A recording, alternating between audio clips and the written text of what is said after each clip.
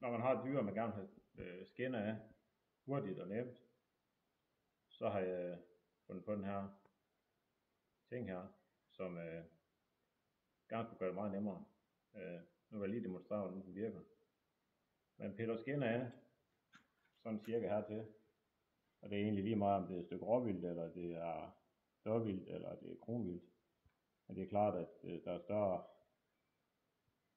større arbejdsbyrde, man går glip af, når også det er et stykke kronvildt.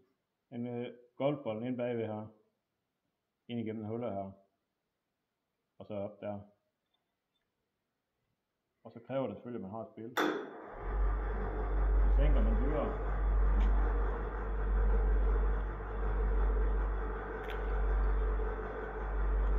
Så langt ned, som det nu giver mening.